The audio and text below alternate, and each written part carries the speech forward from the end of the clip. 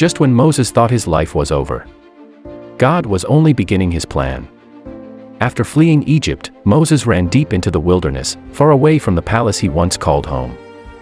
He left behind the life of luxury, the life of a prince, and stepped into the harsh, empty desert, unsure of what waited for him next. But every step he took was leading him toward destiny. Eventually, Moses arrived in the land of Midian. Tired and thirsty, he rested by a well. What seemed like a simple stop became the turning point of his life. There, he was welcomed into the home of Jethro, a priest of Midian. Moses settled into a peaceful life, comforting yet unexpected. He married Zipporah, one of Jethro's daughters, and became a shepherd, guiding sheep instead of leading armies. For 40 years, Moses lived in Midian. Far from Egypt, far from trouble, far from the life he had escaped.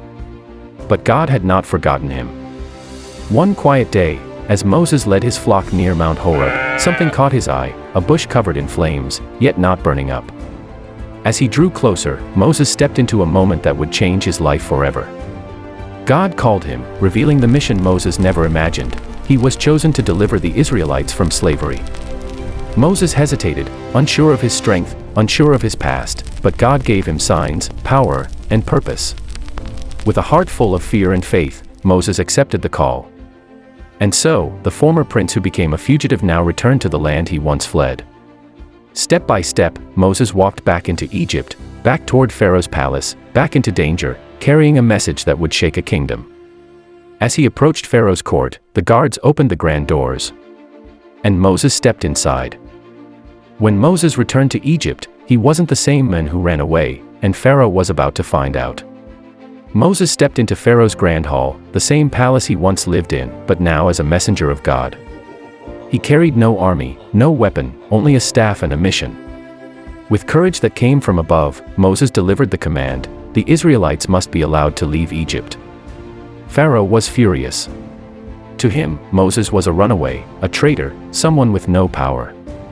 He refused Moses' request and tightened the labor on the Israelites, forcing them to work even harder.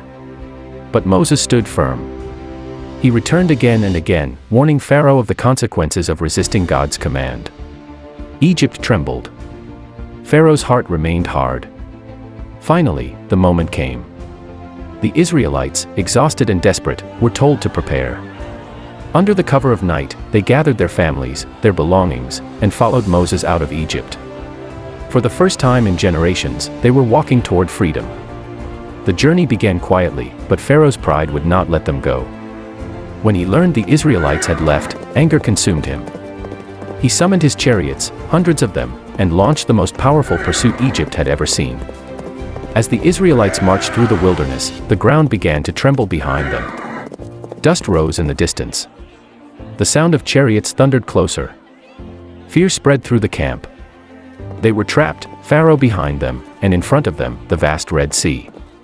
The people cried out, believing their freedom had ended before it even began. But Moses raised his staff toward the water. The winds roared. The sea shuddered. Before the eyes of the frightened Israelites, the waters began to split apart, rising like towering walls on both sides, leaving a dry path right through the middle. With faith as their guide, the Israelites rushed forward, walking between walls of water held only by the power of God. They crossed to the other side, every step taking them further from bondage and closer to the promise of freedom. As the last of them reached safety, the thunder of Pharaoh's chariots grew louder, racing into the passage through the sea. And the moment that followed would seal Pharaoh's fate forever.